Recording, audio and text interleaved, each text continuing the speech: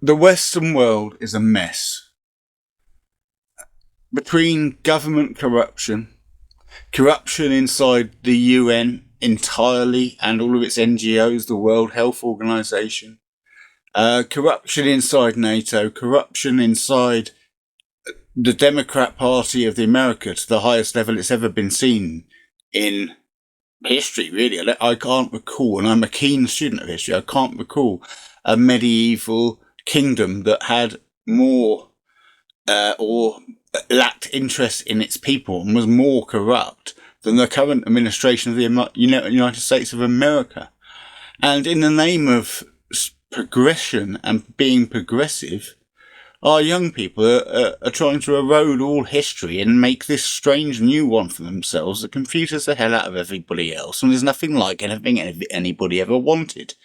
Did anybody really want trans surgery to be a thing that was done to minors, and puberty blockers, which are sterilisation drugs given to rapists in prison, to be given to our 10 and 11-year-olds so they don't have to go through puberty and can make the completely uninformed choice to change sex when their brains haven't developed enough to understand the context of it, let alone what it could mean for them? And before anybody says anything, although every gender clinic threatens the parents that the child will commit suicide if you don't agree with their gender-affirming care, are completely wrong. The actual statistical data proves conclusively that trans suicide is at its peak 2 years after successful surgery. And I'll add to that, surgery is only successful once in every other time. 50% success rate for trans surgery. And I call it just child butchery. We call it gender-affirming care, which was a name that needed to be invented. The people who fought for trans rights in the early days, they were adults and they fought for their rights and they lived their lives, in personal lives, in their personal life. They had no problems. And now a lot of the original trans people are finding that the world is far more transphobic. And why? Because of this new young wave of people who aren't actually suffering with gender dysphoria, which is what makes people change sex, makes people transition sexually, which is where transsexual comes from. That for 35 years, that number was steadily between 0.00041% or its highest estimate, 0.004%. Now, in 2019, the World Health Organization declassified it as a mental health disorder with no evidence to do that. With no reason to do that at all, other than pressure and money and publicity. And look at what's happened since. People call it transmania, the trans invasion. But there's, in every country in the Western world, at least 1% will identify as trans. Now, the official figure 5 years ago was 0.004%. So to even get to 1%, and I'm giving a very low estimate there, some places you're getting higher, much higher.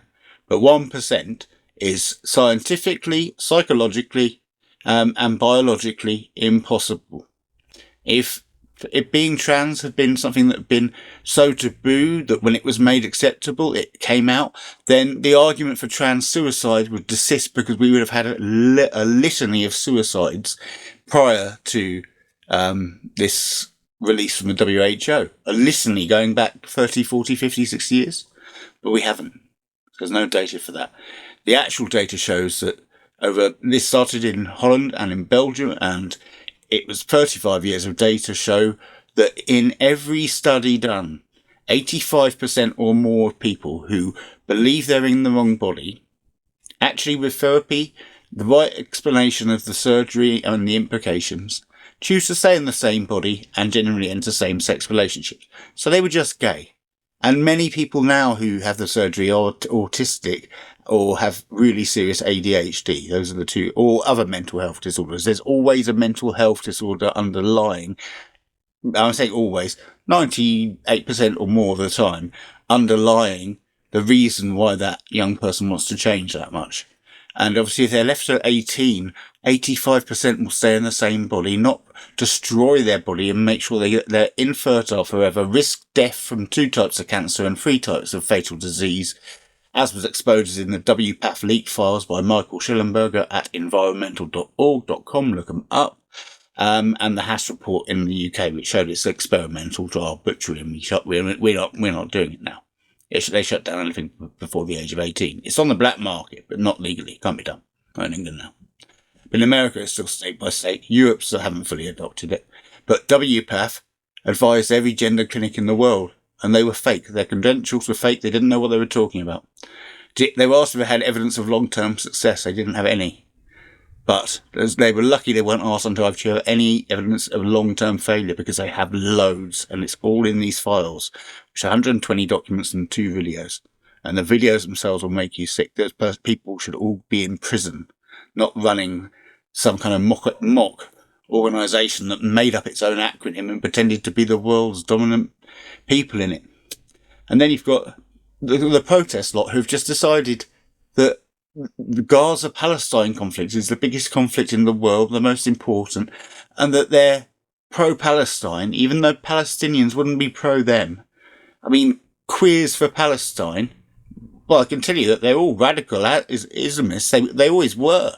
Even without Hamas, they're all on the radical Iran side of Islamists, which means any sexual deviancy from heterosexuality is punishable by death.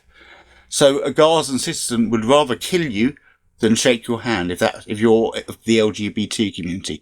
Yet the over-representation in the protest groups from the LGBT community has been up to 30%. And it is often above 10. What's going on there? They've gone nuts.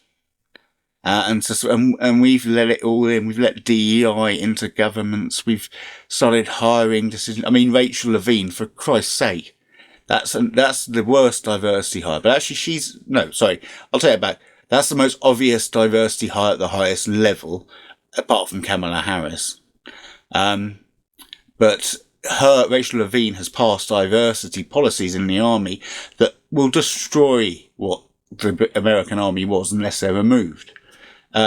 DEI can't work unless you have full control over your subjects and the media they intake, and you have no interest in your subjects' quality of life, in which case DEI and these communist theories and Marxist theories work. The intersectionality of victimhood theory that comes with, the idea of viewing everything through the lens of who was oppressed the most throughout the whole of history, and then use that to work out how you fit on the oppression Olympics. It's got to stop. It really does. I don't know how the world can get a handle on it, because it's so corrupt that it takes people like Donald Trump and, thankfully, Kemi Badenoch, who was the only person I wanted to lead the Tory party for years, because she is very anti-woke, and so is Donald Trump, and that may make a change in the societal aspects and the government aspects. But in terms of Europe and the UN and NATO, man, are those guys corrupt. If we go to war, generally some of the members of NATO certainly, and probably the UN, but definitely the Democrat and Republican parties of America, have known about the contract that would be awarded to an unknown or little-known defence company a day before.